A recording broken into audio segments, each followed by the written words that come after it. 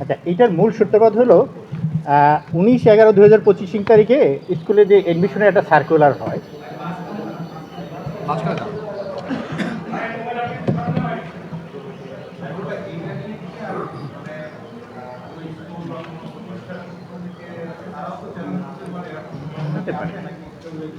আমি একটু সিরিয়ালি বিষয়টা জানি যে 19/1/2000 তারিখে স্কুলে ভর্তির জন্য একটা সার্কুলার হয়।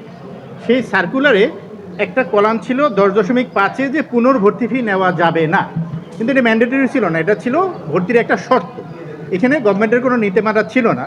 পরবর্তীতে 10/1/2026 তারিখে দৈনিক ইত্তেফাক পত্রিকা একটা রিপোর্ট প্রকাশিত হয়, যেখানে বলা হয়েছে পুনর্ভর্তি ফির নামে এবছর 2 কোটি টাকা আদায়। আমরা 2 কোটি টাকা, হ্যাঁ।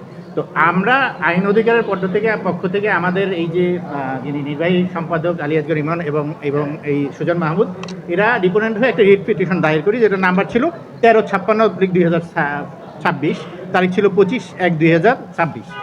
কিন্তু এই বিষয়টা আপনাদের মানে এত ভালো পার্টিসিপেশন ছিল, যেটা আপনার মানুষের রুট লেভেলে আপনারা পৌঁছে নিয়ে গেছেন। এখানে আমাদের কিছুই না, আপনারা ব্যাপক প্রচার করেছেন, একটা জনসচেতনতা তৈরি করেছেন, এবং এর ফলে এটা সংশ্লিষ্ট দপ্তর যারা আছে তাদের নলেজে যাওয়ার কারণেই তারা বিষয়টা একটু বোধগম্য হয়েছে, এবং এই বিষয়ে একাধিক আলোচনা হয়েছে।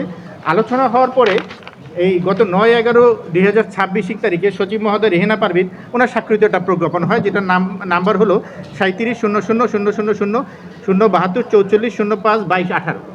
সেখানে একদম স্পষ্টভাবে সবগুলোকে ক্লিয়ার করা হয়েছে। এই নীতিমালাটা যদি আমরা দেখি, এখানে আয় ব্যয়ের যে ব্যবস্থাপনা, সেখানে কলাম 5-এর সাব কলাম উমতে বলা আছে কোনো প্রতিষ্ঠান পুনর্ভর্তি ফি নিতে পারবে না, আমাদের সেক্রেটারি মহোদয় বলছে। এবং আমরা রিটে চেয়েছিলাম যে এটা তদারকি করার জন্য একটা কমিটি করে দেওয়ার জন্য, এবং এখানে সেটাও করা হয়েছে। আপনারা যদি দেখেন এর